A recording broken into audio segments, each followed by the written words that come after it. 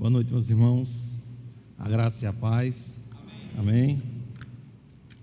Gostaria que os irmãos abrissem a palavra do Senhor no Evangelho de Lucas. Nós vamos ler o final do capítulo 6 de Lucas.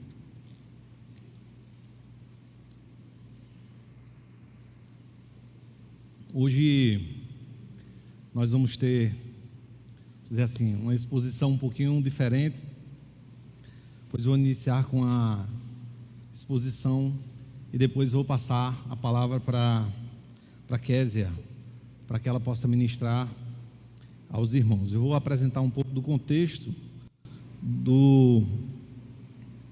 da parábola que nós vamos ler, versículo 46 até o 49, onde tem por título os dois fundamentos. É o final do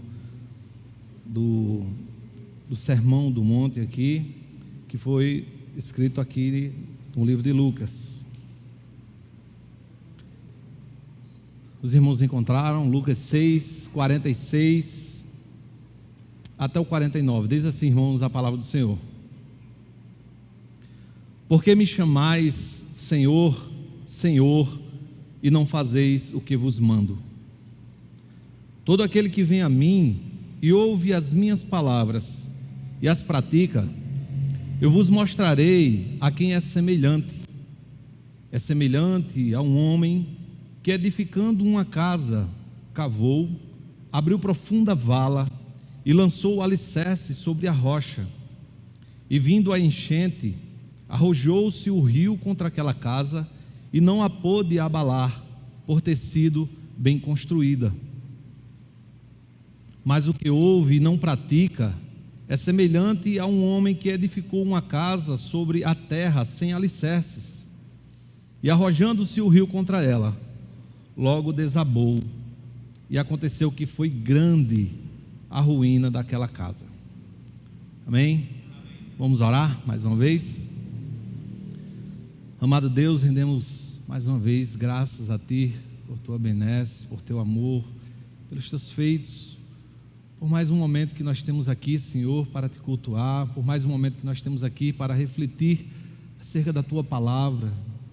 Pedimos que o Teu Espírito Santo, meu Deus, tome os nossos corações.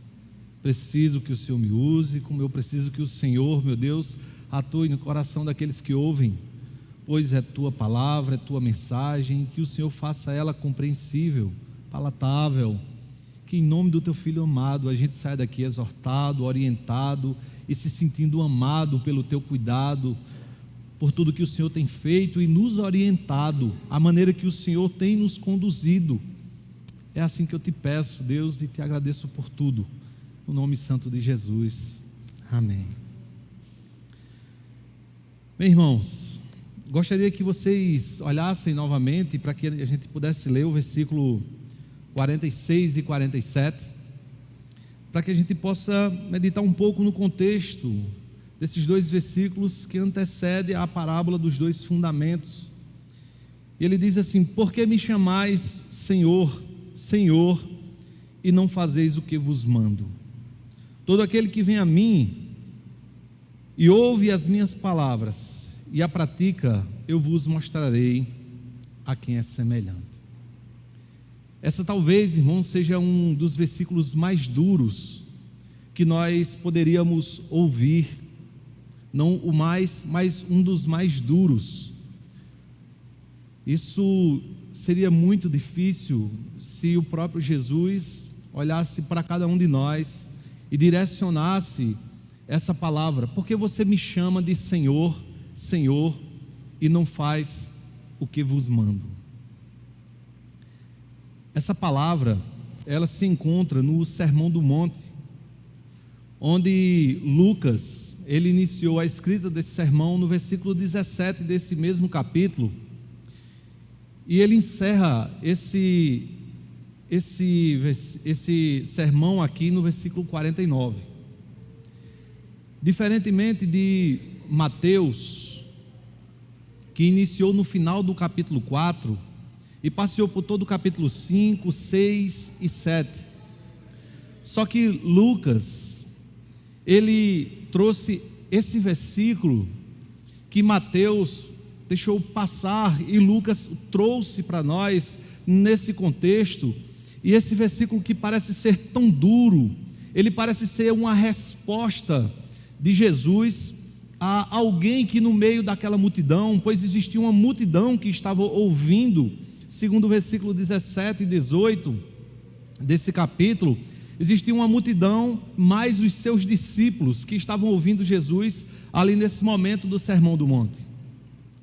E parece que ao pregar todo esse sermão, quando ele vem chegando aqui para concluir o sermão, é como se um ou alguns dos seus discípulos ou daquela multidão se levantasse contra aquilo que Jesus estava pregando, como se de fato Jesus estivesse colocando algo que eles achassem ruim, difícil de praticar, como se eles dissessem, como se eles desprezassem a parte daquilo que Jesus estava pregando, como se eles estivessem dizendo: não é necessário pregar isso que você está falando, não é necessário a gente fazer isso para que Deus seja conosco, não é necessário que toda essa palavra dura venha a se cumprir nas nossas vidas, pois por que fazer tantas coisas difíceis?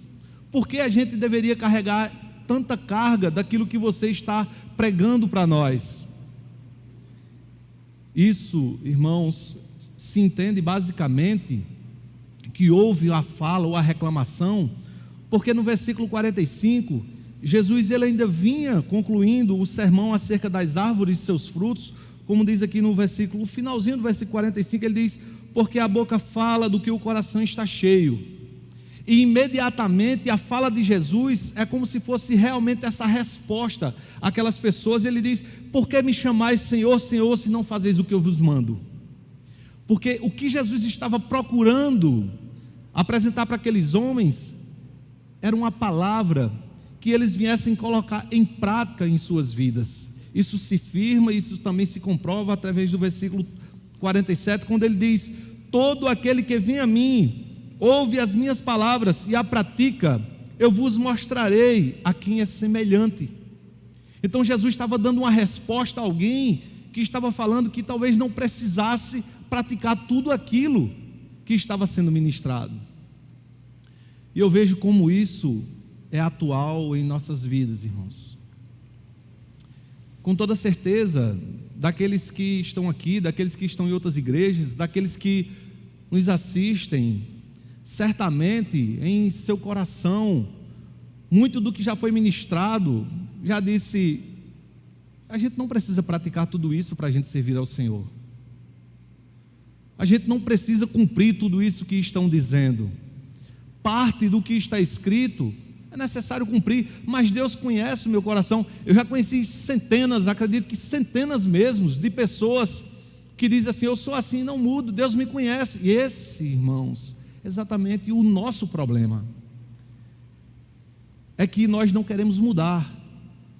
E o que Jesus veio foi exatamente para nos mudar, para nos fazer diferente. Porque se nós não precisássemos de mudança, Jesus não precisaria ter morrido por nós. E quando Jesus ele fala acerca dessa mudança, dessa necessidade de praticar, o que vem no pensamento da gente, a primeira coisa é: o que Jesus falou para que esses homens achassem tão ruim, se levantassem com tal questionamento em dizer que não era necessário cumprir tudo aquilo. Para isso, irmãos, nós precisamos voltar um pouco para o versículo 20, aonde Jesus inicia falando sobre esse sermão.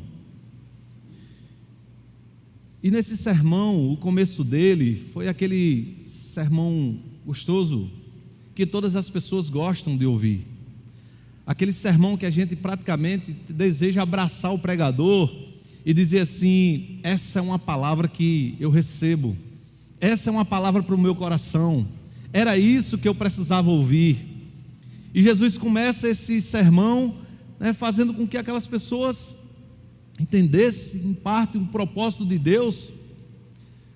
mas que existia algo a cumprir para que esses propósitos viessem existir na vida daqueles que lhe escutavam, daqueles que lhe serviam, daqueles que lhe seguiam. E Jesus inicia assim, parte B do versículo 20 em diante, ele diz: bem-aventurado vós, os pobres, porque vosso é o reino de Deus. Bem-aventurado vós, os que agora tendes fome, porque sereis fartos. Bem-aventurado vós, os que agora chorais, porque haveis de rir. Então veja que mensagem maravilhosa. Jesus estava dizendo que aqueles que são pobres, deles é o reino de Deus. A maioria das pessoas que estavam ouvindo ali, certamente eram pessoas muito simples, pessoas que passavam muitas necessidades, pessoas pobres verdadeiramente. Mas todos, irmãos, tanto pobre como rico, nós temos o mesmo coração pecador, né? E o mesmo coração que deseja muitas coisas do mundo ou aquilo que nos agrada. Mas quando Jesus falou isso, certamente agradou aqueles que estavam ali, que sofriam, que choravam, porque aqui é uma promessa de que aqueles que choravam, um dia seria arrancado toda a lágrima dos seus, seria retirado, cessado as lágrimas dos seus olhos, e essas pessoas passariam a rir, elas não teriam mais fome. E isso, com toda certeza, agradou as pessoas que estavam ouvindo. No versículo 24 em diante, Jesus fala uma palavra contra aqueles que eram ricos e que tinham grande confiança e uma consolação naquilo que possuíam. Ele diz: mas ai de vós os ricos, porque tendes a vossa consolação. Ai de vós os que estáis fartos, porque vireis a ter fome. Ai de vós os que agora rides, porque haveis de lamentar e chorar. Então, com toda certeza, pelo menos a maioria ali aprovou e apoiou aquilo que Jesus estava ministrando. Aquelas pessoas mais pobres, eles sabiam, como nós sabemos, que aqueles que têm muito dinheiro, eles são consolados mesmo pelo seu dinheiro. A maioria não tem um desejo de buscar a Deus, porque o dinheiro, o próprio dinheiro, traz uma consolação. Eles acham que pode tudo, eles acham que compra tudo, eles acham que o mundo está aos seus pés. E certamente nessa ministração, muitas pessoas ali estavam apoiando aquilo que Jesus estava falando. Só que do versículo 27 em diante, a palavra ela é dita ao coração de todos que ali estão, independente de ser pobre, rico, independente de qualquer condição. E é nesse momento que talvez os homens começassem a não gostar muito daquilo que Jesus estava ministrando. Veja, o que aí nós lemos ali no versículo 46, 47 em diante, o que Jesus estava fazendo no Sermão do Monte, no final do Sermão do Monte, era chamando todas as pessoas para a prática da palavra. E o sermão em si, ele não vai ser diferente disso. Ele está nos chamando a ser pessoas praticantes, a ser pessoas que vai exercer aquilo que o Senhor nos ordena, a ser pessoas que no dia a dia vamos colocando em prática pouco a pouco, ou dependendo do momento que acontecer algo, nós vamos colocando essa palavra em prática. Então, quando Jesus falou do versículo 27 em diante, ele mostrou que existe algo comum a todos os homens, que certamente é mágoa no coração por alguma pessoa, por alguma situação, por um familiar, por um vizinho, por um amigo de infância, ou por alguma pessoa que passou em certo momento da sua vida.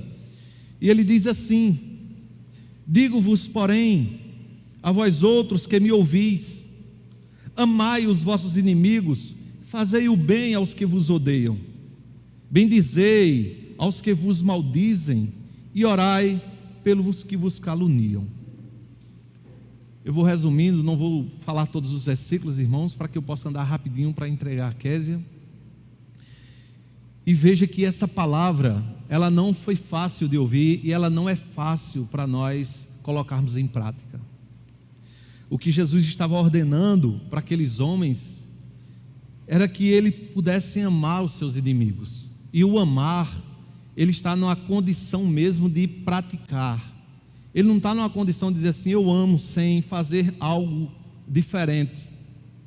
Então o que Jesus estava demonstrando e mostrando para eles, ou exigindo deles, era que na prática da vida eles pudessem amar aqueles que em algum momento essas pessoas se tornaram seus inimigos. E não era fácil o que Jesus estava pedindo, e não é fácil ainda hoje. Não é fácil quando ele diz: fazei o bem àquele que vos odeiam. Você fazer o bem a uma pessoa que você sabe que tem ódio de você, que fará tudo contrário àquilo que você faz. Ou quando ele diz: bendizei aquele que vos maldizem. Difícil, né, irmão? Alguém que fala mal de você e você tentar falar só o bem dessa pessoa. Era essa prática de palavra que Jesus estava dizendo àqueles homens, mas a mais disso, ele dizia assim: orai por eles, por essas pessoas que vos caluniam. Além disso, Jesus pedia para que, se na prática de sua vida, na prática da vida cristã dessas pessoas, ou das nossas vidas cristãs, no momento de colocar os nossos joelhos no chão, parte das nossas orações fosse direcionada a essas pessoas. E se Jesus disse para amar, essas orações não é pedindo para que Deus faça algo assim, pedindo ou tomando vingança por você, mas fazendo com que Deus possa amar aquela pessoa como você deseja que Deus faça por você. Isso está no versículo 31, quando Jesus diz: como quereis que os homens vos façam, assim fazei-vos, fazei-o vós também a eles. Era aquela condição que Jesus estava impondo às pessoas e dizendo assim: essa pessoa é teu inimigo, mas você gostaria que ele fosse e continue sendo seu inimigo? Não. Então você faça para ele aquilo que você gostaria que ele fizesse por você. Não o trate como um inimigo. Faça o bem quando ele falar mal de você, porque você gostaria que ele falasse bem de você. Em vez de você fazer qualquer coisa, ore pela vida dele. E aí o que Jesus estava mostrando era a condição daquilo que nós desejamos que as pessoas façam para nós, agirmos de maneira diferente para com eles e não igual a eles. Mas por que nós deveríamos fazer isso? Versículo 32 em diante, Jesus, de certo modo, ele explica. Por quê, meus amados? Algumas vezes, quando nós pensamos na nossa questão, na nossa vida com Deus, quando nós pensamos em Cristo vir buscar a igreja, nós pensamos que vamos juntos com Cristo. Acredito que todos que estão aqui pensam na sua salvação, mas a pergunta é: como ser salvo se nós não fomos diferentes do mundo? Se nós fomos tão mundanos quanto aquele que vive no mundo e que nós reprovamos? É por isso que o versículo 32, Jesus ele faz uma comparação daqueles que estão ouvindo ele, das atitudes daqueles que estão ouvindo ele, para mostrar para ele que se as atitudes dele não for diferente, ele é tão mundano quanto aquele que ele condena. E é por isso que ele diz: se amais os que vos amam, qual é a vossa recompensa? Porque até os pecadores, ou seja, aquele que você condena, aquele que vive diferente de você, amam os que os amam. Se fizerdes o bem aos que vos fazem o bem, qual é a vossa recompensa? Até os pecadores fazem isso, ou seja, aqueles que não vêm à igreja, aqueles que não entregaram sua vida a Cristo, aqueles que não carregam a Bíblia, eles fazem isso, eles também amam, eles fazem o bem a quem faz bem a eles. Ele diz: se emprestais aqueles de quem esperais receber, qual é a vossa recompensa? Também os pecadores emprestam aos pecadores para receberem outro tanto. E aí, meus irmãos, na verdade, e certamente aqueles homens acharam isso muito duro. Isso não é fácil de ouvir e não é fácil de praticar. Mas Jesus, ele diz no versículo 45, no versículo 35 e 36, o motivo de nós colocarmos isso em prática. Porque o desejo do crente é ser parecido com Cristo. O desejo do crente é ser parecido com Deus. O desejo do crente é ter uma vida que glorifique o nome do Senhor. Então o versículo 35 ele diz, e ele usa esses termos aqui que ele usou aqui em cima, ele repete, ele diz: amai porém os vossos inimigos, fazei o bem e emprestai, sem esperar nenhuma paga. Será grande o vosso galardão, e sereis filhos do Altíssimo, pois Ele é benigno até para com os ingratos e maus. Sede misericordiosos, como também é misericordioso o vosso Pai. Então, o que Cristo estava dizendo para seus discípulos, ou o que essa palavra diz para nós, é que a prática da palavra vai forjar um caráter em nós verdadeiramente parecidos com Cristo, porque Ele dá o exemplo de que o Senhor, Ele é bom para os ingratos e maus. E se nós formos diferentes, nós seremos tantos ingratos como aqueles, ou nós seremos tão maus quanto aqueles. Então, para parecermos com Cristo, para parecermos com Deus, a questão é que o cumprimento dessa palavra, ela vai nos tornar, como ele disse aqui, e sereis filhos do Altíssimo, pois Ele é benigno com maus e ingratos. E essa, irmãos, é uma das coisas difíceis de colocar em prática, mas isso é o que vai nos tornar parecido com Ele. No versículo 37, ele diz assim: não julgueis e não sereis julgados, não condeneis e não sereis condenados, perdoai e sereis perdoados. Essa palavra, ela é maravilhosa, porque ela traz aquela condição que muitas vezes a gente deseja algo para a gente, mas a gente não faz como prática na vida dos outros. Eu já conheci muitas pessoas que elas tiram brincadeiras, e às vezes brincadeira exagerada, mas se você tirar uma brincadeira com ela, ela se volta com certa violência para você, dizendo que não gostou da brincadeira. Então tem gente, irmãos, que é assim, ela quer ser perdoada, mas ela não gosta de perdoar, sabe? Ela quer as coisas para si, mas ela não quer doar as coisas para o próximo. Então o que Jesus está falando aqui é que aquilo mesmo que nós não queremos que as pessoas façam de nós, ou que aquilo que nós queremos que as pessoas façam, nós devemos fazer por elas, não julgar. Isso significa não entender mal, não tentar não interpretar mal, ou quando vê alguma coisa se silenciar, não levar aquilo como julgamento antes de conhecer realmente o que se passou. Aí ele diz: não julgue e não serás julgado. É como se desse a condição para nós: perdoe e você será perdoado. Você não perdoou, então não se preocupe, você também não será perdoado. É uma condição que a gente olha, que Cristo vai se colocando, que na prática, aquilo que nós vamos semeando, nós temos como resposta colher aquilo que nós plantamos. É isso que ele está dizendo nesse versículo. Como também, irmãos, Jesus ele vem falando na prática de amar, na prática de perdoar, na prática de não julgar. E no versículo 38, eu ao meditar nisso aqui, irmãos, junto com esse versículo 38, eu digo aos irmãos que meu coração assim se alegrou demais, porque Jesus fala aqui acerca de ser generoso. Olha o que ele diz no versículo 38, ele diz: dai e dá-se-vos-á, boa medida, recalcada, sacudida, transbordante, generosamente vos darão, porque com a medida com que tiverdes medido, vos medirão também. Então, o que essa palavra está falando é acerca da generosidade, acerca desse amor, além de perdoar, além de orar pelas pessoas, além de ter uma atitude diferente, colocar em prática tudo isso e ainda ser uma pessoa generosa.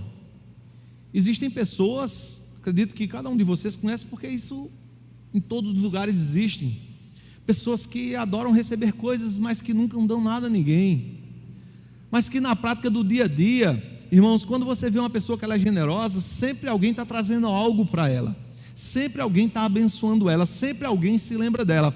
E aquele que tem a mão assim mirrada, sabe, que nunca dá nada a ninguém, as pessoas não gostam de dar nada, e quando as pessoas são obrigadas a dar, vamos supor, no aniversário, se puder chegar ali com um papel da bala, não dá nem a bala junto, dá só o papel, sabe? E esse versículo, ele está dizendo que na generosidade de um coração transformado, quando se dá sem esperar, quando abençoa as pessoas, ele fala que o retorno não é só do próprio Deus, mas das pessoas. Veja de novo o versículo: dai e dá-se-vos-á, boa medida, recalcada, sacudida, transbordante, generosamente vos darão, porque com a medida com que tiverdes medido, vos medirão também. Então significa que da maneira que nós colocamos um coração em prática, irmãos, significa que esse amor ele começa a transbordar em generosidade, tanto da nossa vida para com as outras pessoas, quanto das pessoas para conosco. O final do cumprimento de perdoar significa mais perdão, o cumprimento de amar significa ser mais amado, sabe? O cumprimento de não julgar significa que também você não será mal julgado. E todas essas coisas, elas vêm de um modo assim transbordante em nossas vidas. Só que quando Jesus disse isso, aqueles homens não acharam fácil. Aqueles homens simplesmente, certamente desprezaram parte daquilo que Jesus estava falando, porque a maioria ou boa parte dos crentes, daqueles que servem a Deus, ainda são assim, irmãos. Dispensam parte daquilo que é ensinado, daquilo que é instruído, daquilo que está escrito, para cumprir apenas aquilo que ele gosta de cumprir, e o restante como se fosse algo desprezível. E aí essas pessoas, Jesus, o próximo versículo, Jesus mostra como se elas fossem realmente senhores de suas próprias vidas. E essas pessoas, elas terminam influenciando outras pessoas, e elas terminam arrastando pessoas que não vão cumprir o evangelho, porque vão andar do mesmo jeito que elas. Veja o 39, ele diz assim: propôs-lhes também uma parábola: pode porventura um cego guiar a outro cego? Não cairão ambos em um barranco?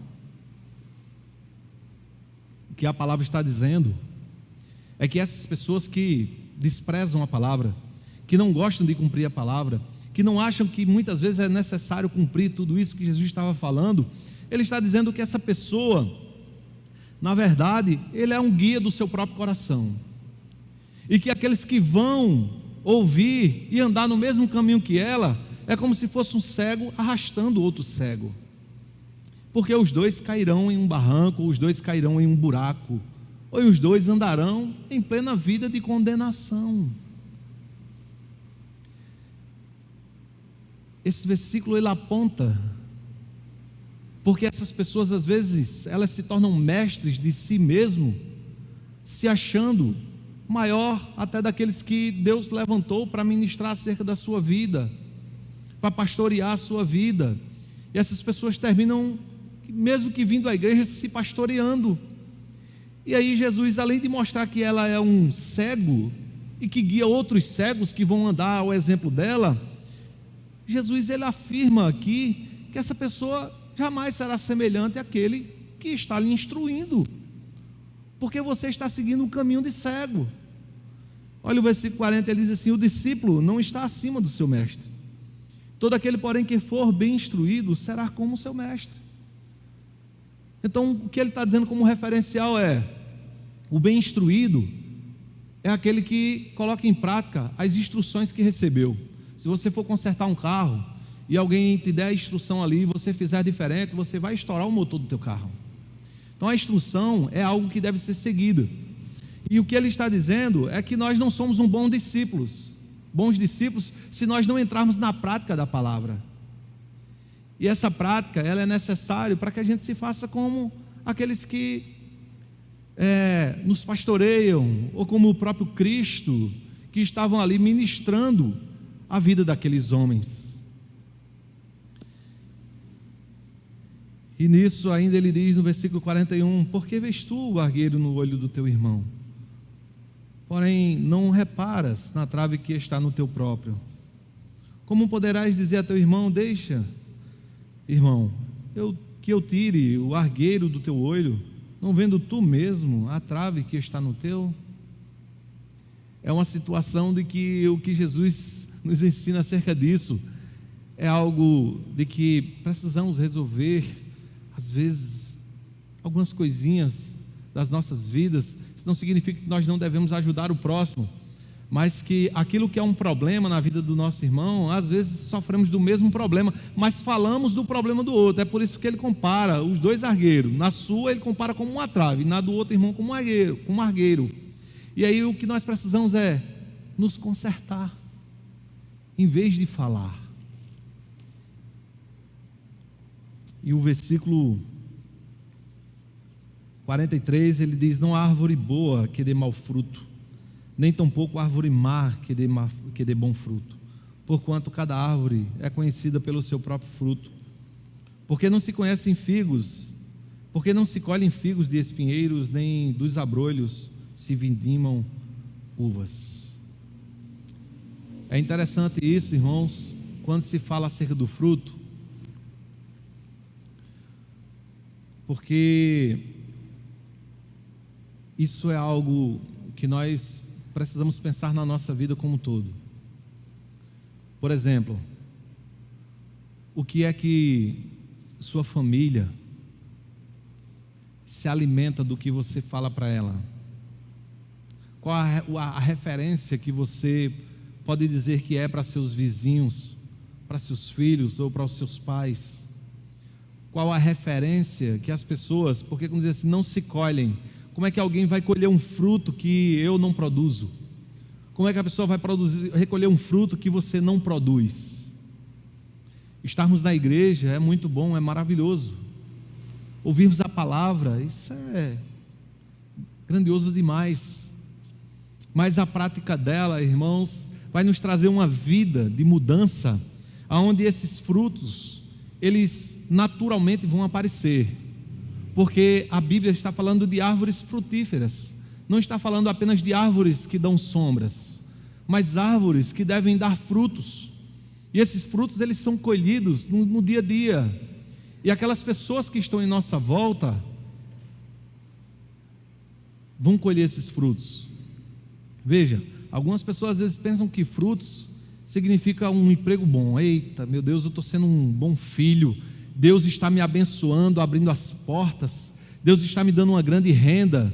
Meu irmão, isso é bênção de Deus sobre a tua vida, isso é maravilhoso, mas as árvores não comem do fruto que ela produz. Isso aí é algo para manter sua própria vida, isso é bênção que Deus está te dando, ótimo, maravilhoso, mas os frutos são aquilo que glorificam a Deus entre aqueles que estão em nossas voltas.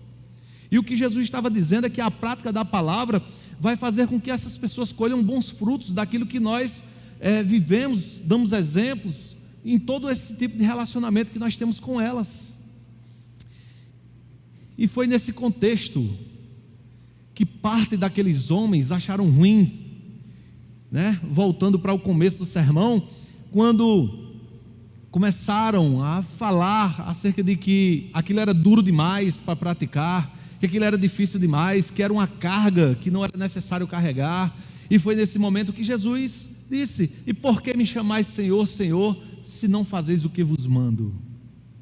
Ou seja, Jesus estava dizendo para eles: vocês são senhores das suas próprias vidas, vocês não precisam me chamar de Senhor.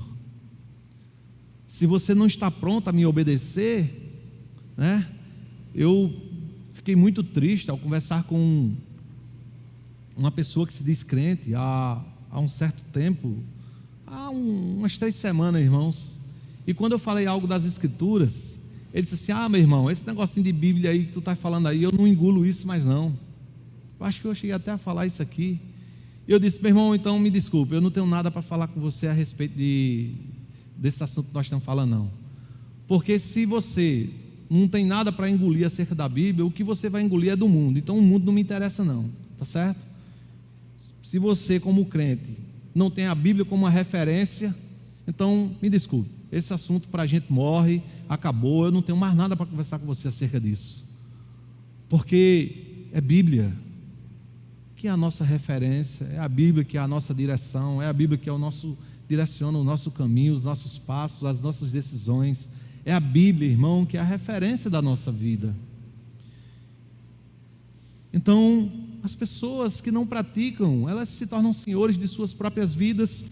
E no versículo 47, para eu passar aqui a palavra para Késia, Jesus disse: todo aquele que vem a mim e ouve as minhas palavras e a pratica, eu vos mostrarei a quem é semelhante. Ou seja, irmãos, existem pessoas que elas acreditam que está bom demais só o fato de ir à igreja, né? Eu conheço ele não é presbítero, eu acho que ele é diácono da igreja, já me chamou para pregar na igreja lá 2 vezes, mas nenhuma das 2 vezes que ele me chamou, ele ouviu o sermão.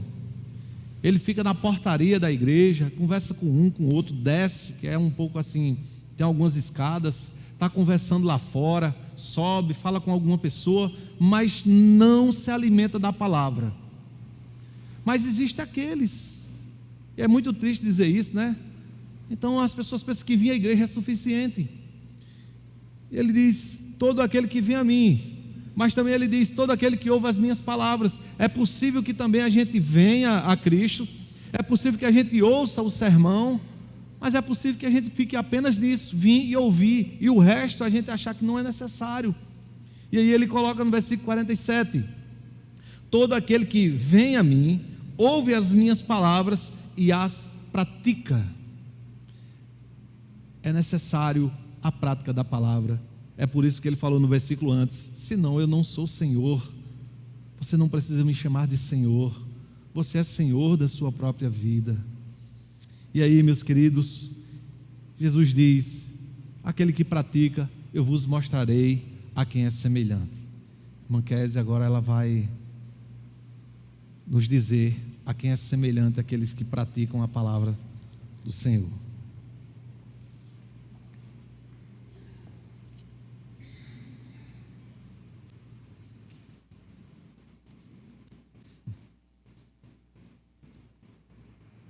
Boa noite, irmãos, a paz do Senhor. Estava ali tremendo e dizendo: Jane, me paga, porque ele comeu muitos dos meus minutos. Eu não tenho muita facilidade de ser sucinta, mas vou correr aqui. Esse jeito aí diferente de a gente dividir o sermão, né? Algo assim que o pastor Rony sugeriu e eu, meu Deus, quanta coragem. Vamos lá. Mediante tudo que nós já ouvimos aqui, já está bem claro para todos nós que o cerne dessa mensagem que o Senhor proferiu aos discípulos, aquela multidão, consiste em ouvir e praticar. Ouvir e praticar as palavras do Senhor. Isso já está bem claro para nós. E nos 2 versículos que me restam, para que possamos fazer mais algumas aplicações, eu vou retomar a leitura para que possamos entender melhor. Eu gostaria de que nós tivéssemos em mente a nossa família, o nosso lar, como sendo este lugar, como sendo esta casa, como sendo esta edificação a que o texto propõe. Vejamos, o versículo 48 diz: é semelhante a um homem que, edificando uma casa, cavou, abriu profunda vala e lançou o alicerce sobre a rocha.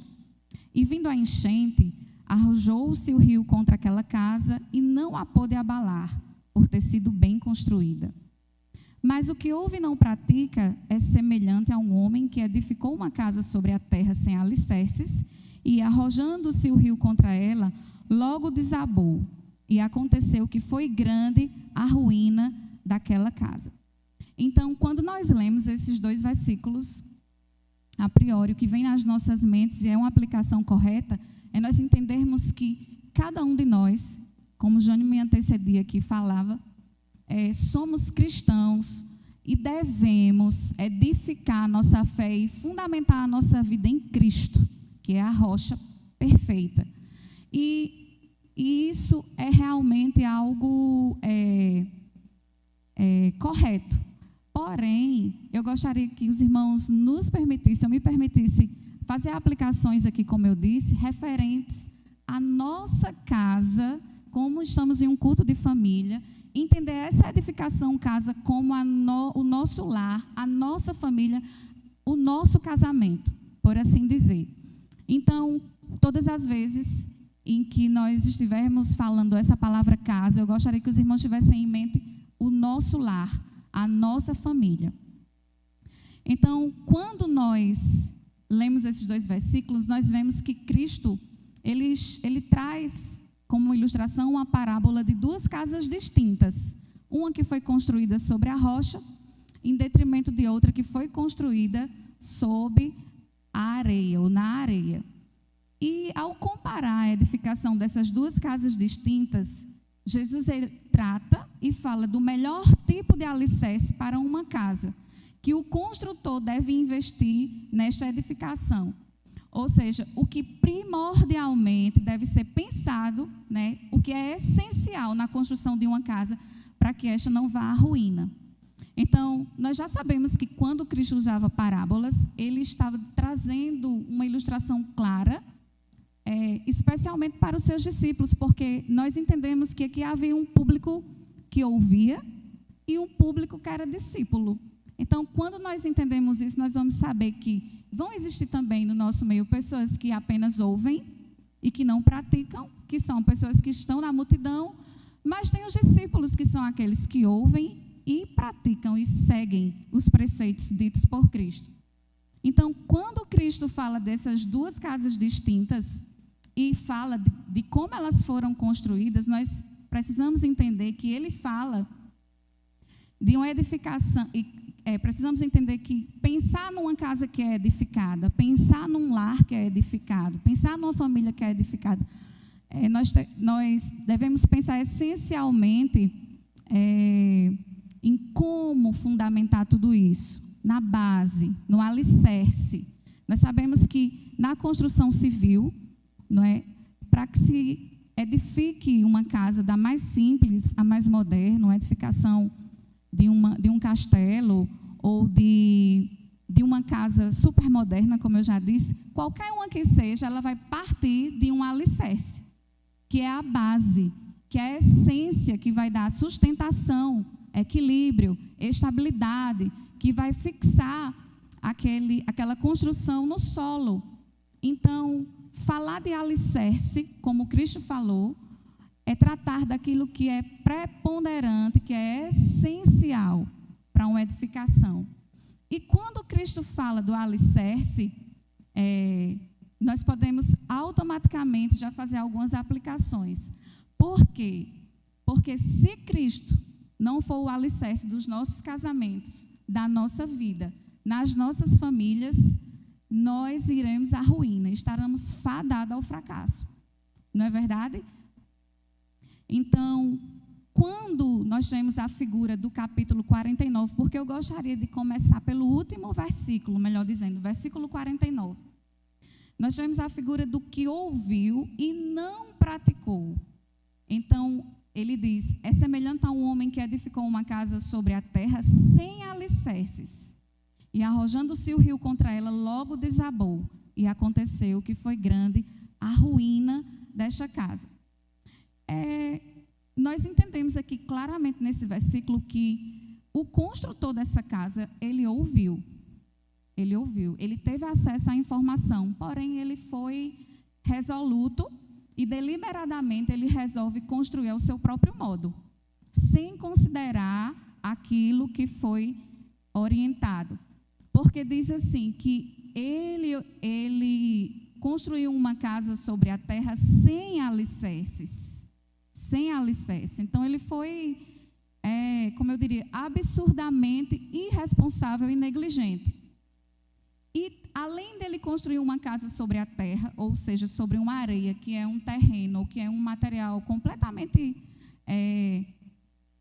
como eu diria, volátil, frágil, que não dá sustentação, que não traz nenhuma segurança, colocando toda aquela estrutura em perigo, além de ter separado uma terra, a areia, um material que não era próprio nem adequado, além disso, o agravante é que construiu sem alicerce.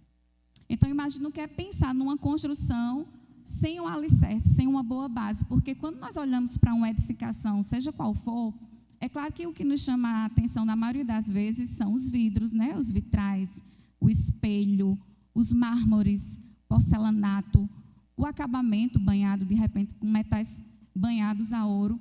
Mas nós não, muitas vezes, temos em mente que para que aquilo tudo se sustente, toda aquela aparência bonita e bela de se admirar, ela só está ali porque existe uma estrutura, uma base, um alicerce que a sustenta e a que mantém de pé.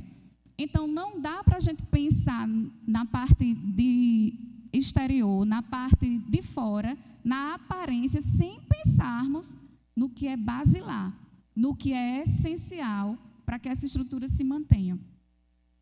Então, quando nós pensamos assim, nós podemos refletir: como estamos edificando o nosso lar? Onde? Em que tipo de terreno? Como estamos edificando o nosso casamento, a nossa família? Pelo texto, nós só obteremos duas únicas respostas: ou na areia ou na rocha.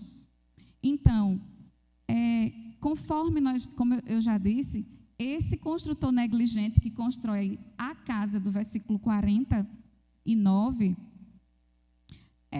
nós podemos, de certa forma, entender que nós estamos construindo uma casa igualmente esse construtor, um lar assim, quando nós resolvemos seguir os preceitos seculares, mundanos para casamento e para família.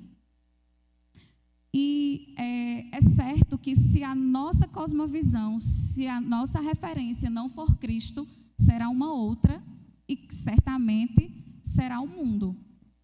Porque sem referência nós não vamos ficar. Alguma referência nós teremos. Então, quando é que isso acontece no nosso lar? Quando é que a gente está construindo um lar? Ou quando é que o nosso casamento não está bem alicerçado? Exatamente quando Cristo não é o centro do nosso casamento, quando a Bíblia não é o padrão, quando nós somos regidos ou tomamos decisões regidos pelos conceitos do mundo, que são vastos, que são inúmeros, e eles até agradam os nossos ouvidos. Então, a casa que é construída, o lar que é construído, que está construído num terreno assim, facilmente irá à ruína. A ruína é uma tragédia anunciada. Porque uma vez que o lar, que o casamento é algo instituído por Deus, é criação do próprio Deus, e Ele assim o constituiu, para que Ele próprio fosse glorificado, então o nosso casamento e a nossa maneira de nos relacionarmos em família deve visar primordialmente glorificar a Deus. Quando isso não acontece, aí a gente vai querer a glória para si. Aí cada um dos cônjuges vai estar ali medindo forças para agradar a si mesmo. E aí ele diz assim: eu me casei para ser feliz, ou para que o outro me faça feliz, e vice-versa. Quando, na verdade, biblicamente, o casamento deve ser o lugar onde ambos mutuamente resolvem e entendem que, sendo a instituição de Deus, ambos estão ali para glorificar a Deus. E quando eles glorificam a Deus e procuram viver seguindo os parâmetros bíblicos para o casamento, automaticamente eles serão bem-aventurados nele. Porque, assim, no mundo as pessoas dizem assim: eu vou me casar com fulano porque ela é bonita, porque ela é nova, porque é uma mulher jovem, né? Corpo sarado. Mas a partir do momento que isso... Em que momento a pessoa está pensando em glorificar a Deus aí? Em nenhum momento. Então, a partir do momento que qualquer coisa sai do script, esse casamento vai à ruína, não é? Ou então, casamentos são, infelizmente, arruinados das situações mais banais, não é? Que nós conhecemos, poderia dizer aqui inúmeras situações. Mas, por exemplo, tudo que nós vimos à nossa volta, no mundo, toda desordem, todo caos, é reflexo disso. De pessoas que ficam buscando para si mesmas a glória, ou buscando, né, que o casamento, ou que o cônjuge glorifique a ele. Então, é exatamente esse o exemplo de um casamento que não é construído, ou de uma família que não é construída num terreno adequado. No versículo 48 agora, sobre aquele que ouve as palavras do Senhor e as pratica, nós temos que este é semelhante a um homem que, edificando uma casa, cavou, abriu profunda vala e lançou o alicerce sobre a rocha. E vindo a enchente, arrojou-se o rio contra aquela casa e não pôde abalar, por ter sido bem construída. Esse aqui é o perfil ideal de parâmetro, de referência para as nossas vidas conjugais, para a construção do nosso lar. Neste exemplo, temos o perfil de um homem sábio, obediente, sensato, que foi fiel àquilo que ouviu e construiu a sua casa no lugar certo, adequado, lançando o alicerce sobre a rocha. Então, houve um empenho para cavar, para abrir uma vala profunda. Isso demanda tempo, esforço, planejamento, ferramentas específicas, porque a rocha, diferentemente da areia, é um mineral sólido, rígido, que oferece firmeza e estabilidade. Essa é a estrutura que nós devemos pensar para um casamento, para um lar. É um lugar que deve nos trazer segurança, proteção. Então, pensando nisso, quando este homem constrói uma casa e empenha tanto esforço e se engaja nisso de forma intencional, ele sabe que diante das dificuldades e das tribulações, essa casa terá sustentação e não será abalada. Então, como podemos aplicar esta figura ao casamento ou ao lar? Um casamento construído e firmado na rocha, bem alicerçado, é aquele cujo centro é Cristo, eu já falei, no qual o objetivo dessa aliança visa exclusivamente glorificar a Deus. E é interessante nós pensarmos que se nós formos, por exemplo, para o que o apóstolo Paulo escreveu no capítulo 5 de Efésios, tudo que ele fala ali em relação ao papel do homem e ao papel da mulher no casamento tem Cristo como parâmetro. Ele diz que ele se doou sem reservas e a si mesmo se entregou pela igreja. Então, se Cristo fez isso pela igreja, porque assim, nós devemos ter em mente que o casamento aqui na terra é um presente que o Senhor Deus nos deu, mas com o intuito de que nós tenhamos em mente o tempo inteiro que ele simboliza a eterna aliança entre Cristo e a igreja. O noivo bendito e nós, igreja do Senhor, que estamos sendo adornada, preparada, para finalmente nos encontrarmos com Deus, né, com o Pai, naquelas bodas celestes, onde desfrutaremos eternamente de um gozo sem fim. Então, o casamento glorifica ou deve glorificar a Deus, por causa de que nós o tempo inteiro estamos testemunhando, somos instrumentos aqui usados por Deus para testemunhar dessa grandiosa bênção. Então, quando Cristo se entrega pela igreja sem reservas e nos ama incondicionalmente, isso é uma prova de amor que serve como parâmetro, como foi dito aqui. É um amor que não espera. E é esse amor, é esse tipo de experiência que os cônjuges devem desfrutar.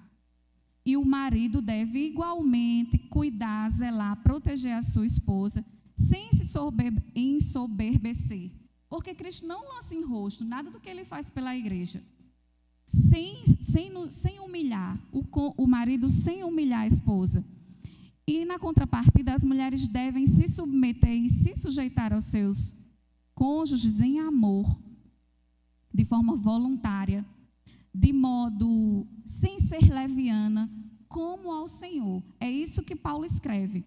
Então, quando uma mulher, por exemplo, em casa, ela escuta o comando do seu esposo e ela discorda, ela não abre a boca, mas ela faz assim.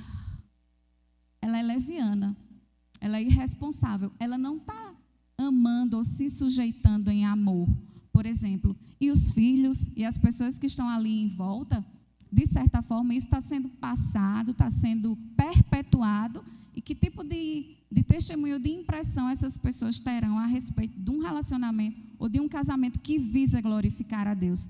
Porque, no fim das contas, quando um casal que é pecador, que é imperfeito, vive uma vida conjugal que glorifica a Deus, não é o nome do casal que é glorificado, é o nome de Deus.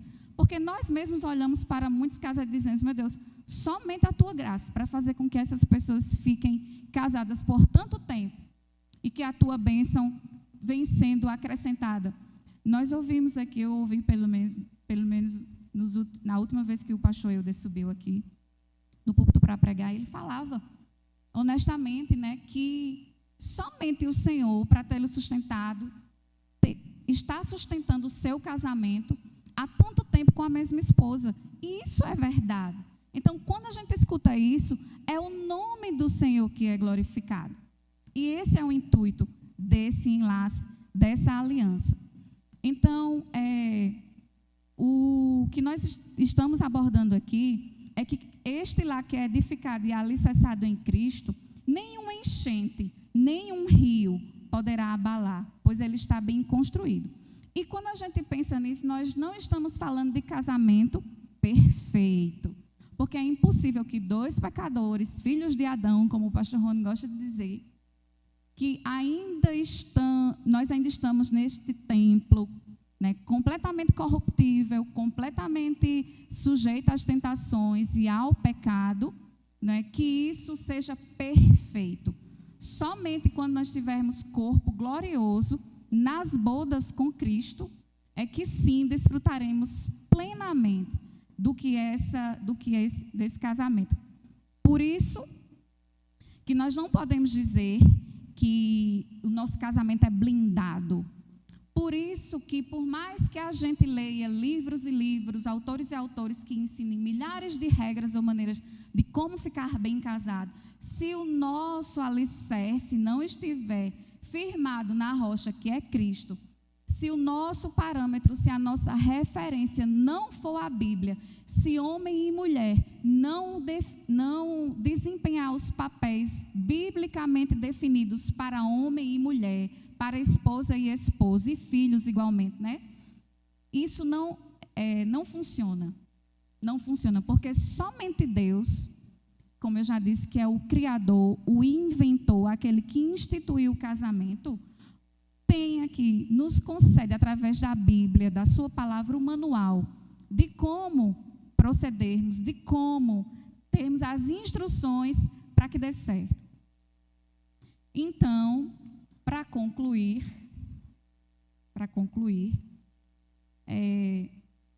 eu gostaria de lembrar os irmãos e dizer que nesta igreja, neste lugar, para a honra e glória do Senhor Jesus, nós somos muito bem instruídos e alimentados quanto a isso. Temos aqui o culto dos homens, temos o estudo das mulheres, temos o culto da família, e esse foi o primeiro culto esse ano que nós não tivemos bons preletores, porque fui eu e Jânio, mas todos os demais cultos, nós ouvimos aqui palavras bíblicas, e quando nós ouvimos, então nós temos sido nutridos de uma palavra genuinamente bíblica, substanciosa, que nos dá ferramentas e instrução necessária, mais que suficiente, para que nós perseveremos na construção desse lar que não fica pronto por inteiro, é processual. E assim, louvado seja Deus por tudo quanto temos ouvido, e como eu já falei, para arrematar o que Jane já disse aqui, o cerne desse sermão é ouvir e praticar.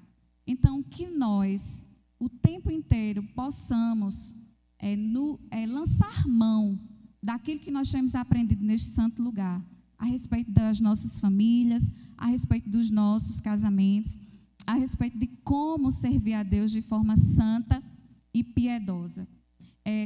O capítulo 1, versículo 25 de Tiago, diz assim: mas se meditarmos na lei do Senhor e nela perseverarmos, sendo praticantes e não somente ouvintes, somos bem-aventurados no que realizarmos. Ou seja, seremos mais do que felizes. Bem-aventurado é mais do que feliz. Então, embora o casamento não seja algo tão fácil, mas eu quero dizer que aos solteiros e a todos os demais que têm interesse, casem-se. É a melhor coisa que o Senhor pode ter deixado para o homem e para a mulher. Embora não seja fácil, mas é plenamente possível de que nós alcancemos uma vida feliz quando nós estamos casados no Senhor, com pessoas que, como a Bíblia orienta, que não é julgo desigual, obviamente, para que todas essas coisas possam acontecer e dar certo, porque muitas vezes a gente até escuta e se surpreende, né? Quando artistas, quando pessoas bonitas, esbeltas, ricas, famosas, poderosas se separam e a gente pensa assim: poxa, por que não funcionou? Por que não deu certo? Essa devia ser a expressão de espanto do mundo, mas a gente não, porque quando a gente entende que o casamento que visa glorificar a Deus independe de corpo, de fama, de poder, então o contrário também é verdade. Se alguém casa porque alguém é bonito, ou porque tem fama, ou porque tem poder, seja qual for o interesse, se não for a prioridade glorificar a Deus, se não visa, então não vai dar certo. É uma tragédia anunciada. Então, irmãos, que o Senhor tenha misericórdia dos nossos lares, dos nossos casamentos, das nossas famílias, e que Ele nos ajude em tudo. Amém? Jânio, vem aqui, por favor. Jânio vai dizer mais duas palavras de agradecimento. Ainda que falando nesse sermão, irmãos, que não é sobre isso que eu vim falar, mas Kézia falando ali, eu lendo ainda o versículo e meditando que a chuva é uma bênção, mas quando ela se torna uma enchente é um problema muito grande, né? E é inevitável, muitas vezes. Você não consegue evitar uma enchente, nós não conseguimos evitar. Isso nos ensina que algumas vezes o problema na vida vem, essas enchentes acontecem e é inevitável que aconteça problemas, mas nós podemos nos alicerçar de modo que essa enchente não venha causar tanto estrago, não venha desabar a nossa vida, a nossa família, a nossa casa, né? Então, em Cristo faz isso, nos fortalece para enfrentarmos as enchentes da vida.